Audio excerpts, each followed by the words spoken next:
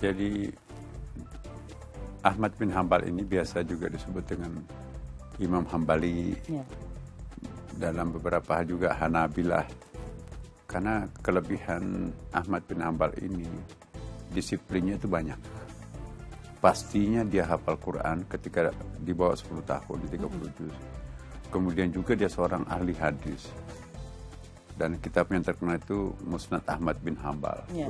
Itu tebal sekali, lebih tebal daripada kitab Muwatta'nya Imam Malik, ya kan. Masya Allah. Jadi saya suka baca kitabnya ini ya karena lebih sistematis ya.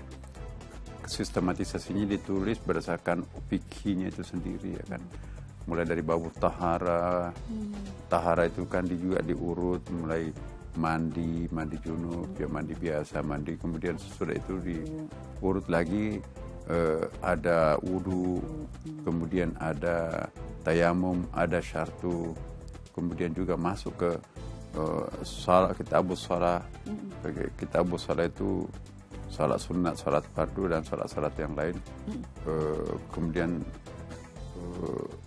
masuk lagi ke kitab-kitab puasa, misalnya saum, kitabus saum, masuk ke kitabuz zakah, masuk ke kitabul hajj, dan ada kitabul jihad, dan juga ada teologinya. Ini menarik ini karena beliau juga itu punya mantiknya juga kuat, filsafatnya juga kuat ini Ahmad bin Hambal ini. Tapi karena menonjol sebagai ada hadisnya yang sangat terkemuka, jadi seolah-olah itu apa ya, tidak menonjol sebagai seorang teolog. Dia juga tokoh yang sangat tangguh dalam prinsip ya kan. Karena pada masanya Ahmad bin Hambal ini itu rezim yang berkuasa pada waktu itu memang sudah mulai masuk ke rezim-rezim yang otoriter ya kan, kerajaan-kerajaan pada waktu itu, sehingga ada kasus itu kan dipaksa untuk menjadi pejabat sampai dicambukin, dihukum penjara ya, Ahmad bin Hambal itu ya. Ya sama juga Imam Syafi'i dipaksa menjadi pejabat pernah juga itu ya. Nah jadi kebalikannya kita sekarang kan, ulama kita itu kan kadang-kadang cari jabatan. Kalau perlu bayar ya, menggunakan masanya untuk mendapatkan posisi tertentu. Nah ulama kita yang terdahulu dicambuk untuk menjadi pejabat Mahkamah Agung ya, hakim tinggi, nggak mau.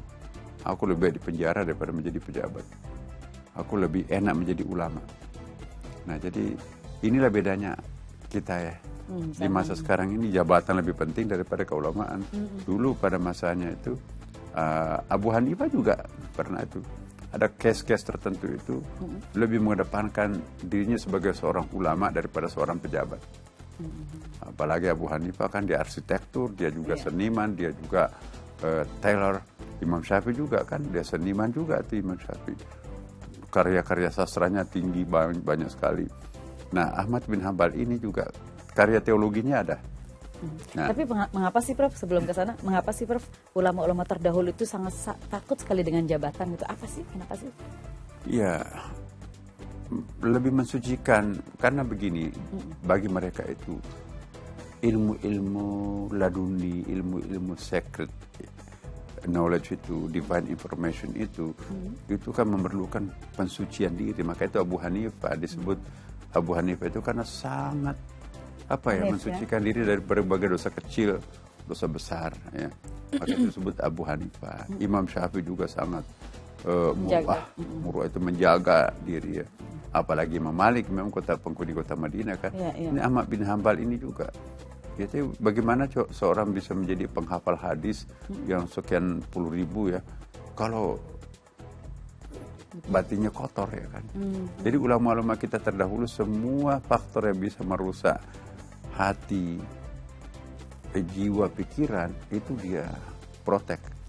Karena itu nanti bisa menjadi hijab ya kan. Nah, jadi itulah rahasianya itu. Artinya sudah bisa memprediksi kalau saya masuk ke dunia ini, dunia yang seperti ini, ada banyak hal yang harus dihadapi yang kemudian ini khawatir merusak keulamaan gitu ya. Ada doanya Nabi Yusuf kan, Rabbis sijin wa habbu ilaika. Ya Allah, penjara lebih aku sukai daripada hidup bergemerlapan di istana kan. Ya, sama kalau kita lihat itu pengakuannya syair Abu Nuwas. Abu Nuwas ini kan bukan muasarah tetapi lebih junior sedikit ya. Dia ganti-ganti kerajaan, tapi satu-satunya yang tidak pernah diganti itu adalah Abu Nuwas. Abu Nuwas ini kan tukang lawak istana, pokoknya penghibur istana lah. Tapi dia minggat pada satu saat.